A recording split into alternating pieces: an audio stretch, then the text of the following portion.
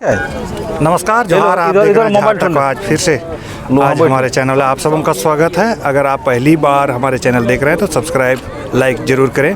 आज हम लोग आए हैं कि पूर्वी सिंहभूम के दलमा बुरू, जहां पर हर साल यहां पर आयोजन किया जाता है और यहां के कमेटी बड़ी धूमधाम से यहां का आयोजन करते हैं। लेकिन आज मैंने पहली बार यहां पर आया और यहां पर देखने के बाद मुझे ऐसा एहसास हुआ कि इस तरह का हमारे पूरे झारखंड में आदिवासी समाज में पूरा इस तरह का आयोजन होना चाहिए, मिलन समारोह होना चाहिए, वनभोज होना चाहिए और इस तरह का कार्यक्रम आयोजन होना चाहिए जिससे कि पूरा समाज के लोगों को एक संदेश के रूप में ले जाना चाहिए।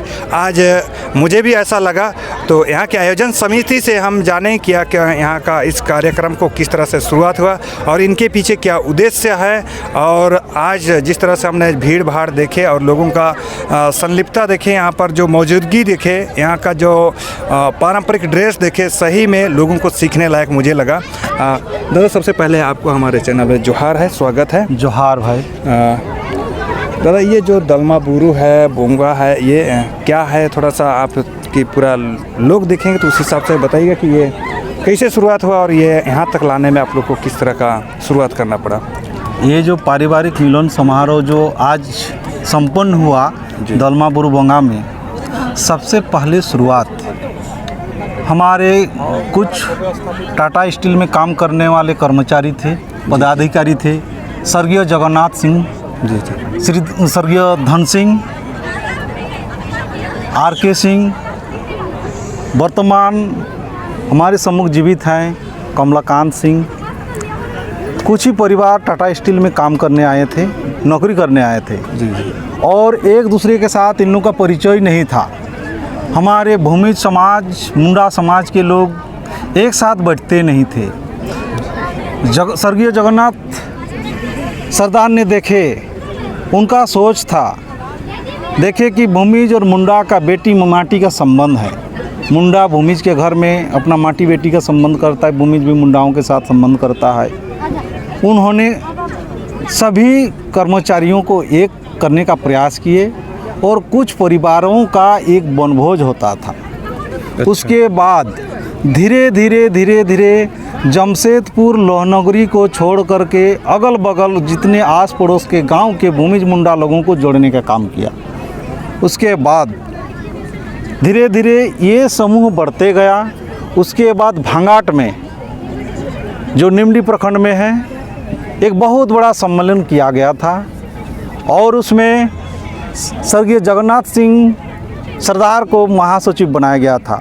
उसके नेतृत्व में पूरा बिहार, उसमें बिहार थे, झारखंड नहीं थे, बिहार, उड़ीसा और बंगाल में रहने वाले तमाम भूमिज मुंडाओं को एक करने का प्रयास किया। कौन वर्ष लगभग का था ये अनुमानित?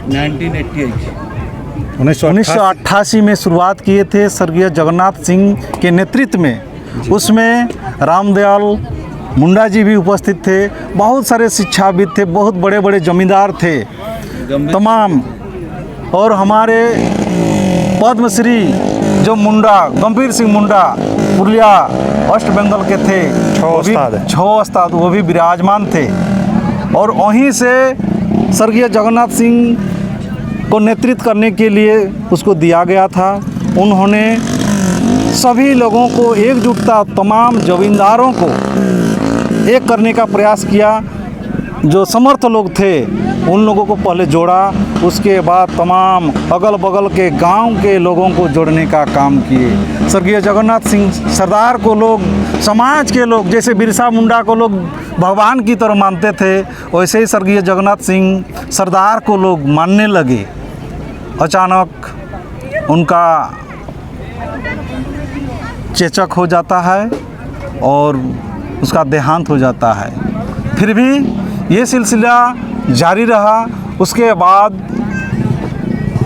सचिव बना दिया गया है जीडी सिंह, गुनाधर सिंह, जो बड़ागढ़ा के रहने वाले थे। इसका बागडोर उनके हाथ में रहा। और उसका अध्यक्ष बना दिया के सिंह, कमलाकांत सिंह, जो वर्तमान जीवित है। उसके नेतृत्व में भी धीरे धीरे ये बढ़ते गए।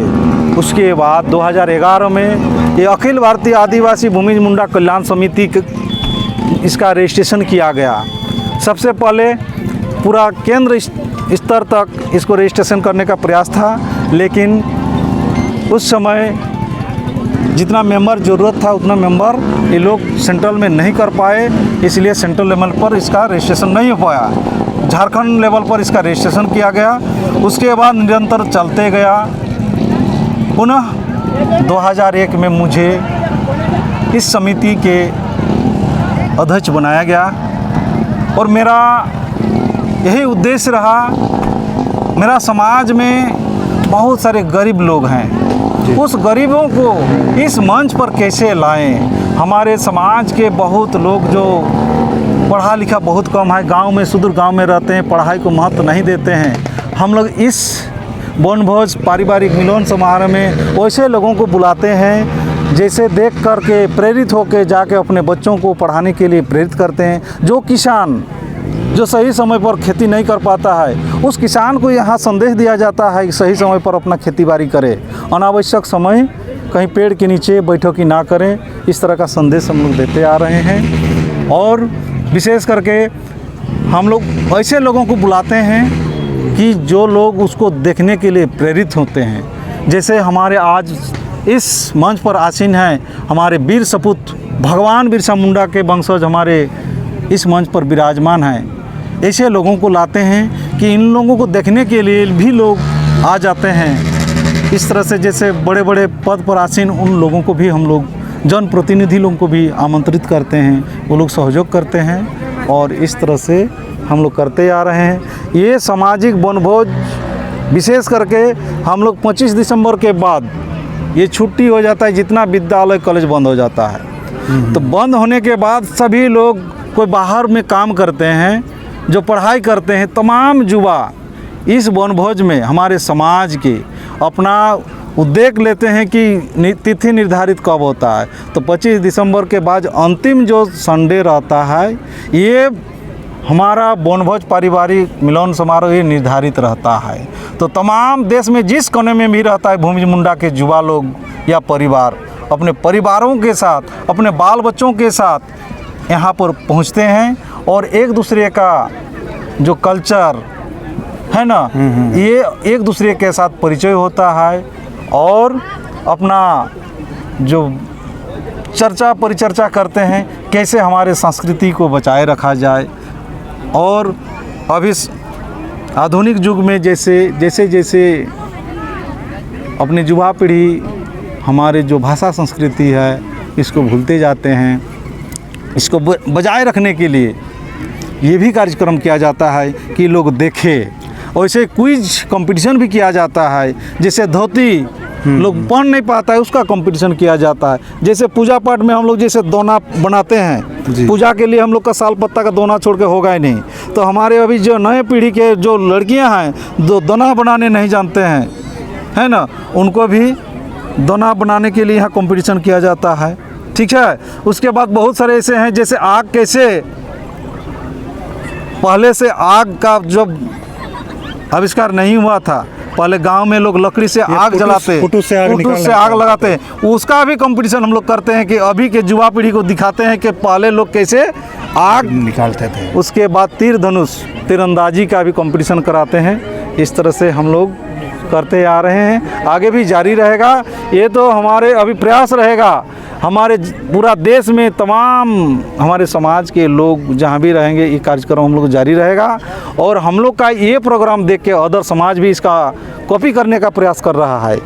तो इन्हीं को सब ये जो दादा बताया बहुत ही, जैसा हम पहले सोच रहे थे उससे कई गुना अच्छे चीज़ों को बताया। और जिस तरह से बताया कि यहाँ पर पुराने यानी हमारी संस्कृति, सभ्यता, परंपरा जो चीज़ें हैं उन सारी चीज़ों को आज धीरे धीरे आधुनिक दुनिया में भूलते जा रहे हैं। इन सारी चीज़ों को भी यहाँ पर फिर से प्रेजेंटेशन के माध्यम से, यहाँ के लोगों को एक कंपटीशन के माध्यम से, एक प्रोग्राम के माध्यम से एक जगह ला करके उन लोगों को मोटिवेट किया जाता है। और साथ ही साथ यहाँ पर जो नए पीढ़ी में आने वाला 10 साल 20 साल में क्या चाहिए, किस तरह का अपडेट रहना है, इस तरह के चीज़ें से भी जो कि वर्तमान में बड़े पद पर बड़े क्षेत्र में काम कर रहे हैं, नए आधुनिक तरीके से कृषि करना है, इस तरह का अन्य नए टेक्नोलॉजी आ रहा है, इस तरह के क्षेत्र में भी काम करने वाले जानकार वाले लोगों को बुला करके हमारे समाज के बीच में लोग बताते हैं, दिखाते हैं और मोटिवेट करते हैं, जो कि बहुत बड़ी बात है। और हमारे आदिवासी समाज में अभी तक देखा जाए तो अभी तक इस तरह का प्लेटफॉर्म बहुत ही कम जगह पर देखने को मिलता है। और दूसरी बात, हमारी जो समिति अभी बनी है सभी युवा लोग हैं और सभी कहीं ना कहीं कार्यरत है, और इन युवाओं को प्रेरित करने के लिए हमारे सम्मुख जो हमारे इस समिति के जो रजिस्ट्रेशन के समय उपाध्यक्ष थे, हमारे सम्मुख थे हमारे आदरणीय परम विश्वनाथ सिंह, और हमारे यहाँ RIT में कार्यरत थे। सेवानिवृत्त होने के बाद इस समाज को उत्थान के लिए बंशीधर सरदार जी भी हमेशा लगे रहते हैं, लोगों को मोटिवेट करते हैं पढ़ाई के क्षेत्र में। ये साहेब राम सिंह मुंडा सचिवालय में थे। सेवानिवृत्त होने के बाद हम सभी युवाओं को एक करने के लिए लगे रहते हैं। ये हमारे जीपालाल सिंह मुंडा जी हमेशा समाज के ऐसे लोगों को प्रेरित करते आ रहे हैं, और हमारे इस कार्यक्रम को सफल बनाने के लिए जीपालाल सिंह मुंडा का अहम देन है, और इन्हीं के चलते हम लोग यहाँ सफल कर पाए हैं। और इधर यहाँ पुलक चांद सरदार जो रेलवे में कार्यरत है, ये देखिए युवा साथी मेरा ये भी काम करते हैं यहाँ। ये वीरेंद्र सरदार हमारे संचालक महोदय इधर देखिए जुड़ते जा रहे हैं। ये अभी नए जोड़े हैं, ये टाटा स्टील में कार्यरत है। हमारे प्रमोद सरदार जो ये युवाओं का सीनियर है, ये हमेशा इस समिति को मतलब एक सूत्र में बांधने का काम करते आ रहे हैं। दादा, आप युवाओं का प्रतिनिधित्व कर रहे हैं, तो पूरा आदिवासी समाज और पूरा झारखंड के लोगों को थोड़ा वर्तमान में कि जैसे अभी ग्रामीण क्षेत्र में देखते हैं, तो कहे कि ग्रामीण क्षेत्र में भी हम गाँव में रहते हैं, तो जिसे जैसा देखते हैं हानिया दारू, कोई पढ़ाई लिखाई छोड़ करके अन्य मतलब ऐसी विसंगति चीज़ों में डूबे हुए हैं, वैसे विशेष रूप से हम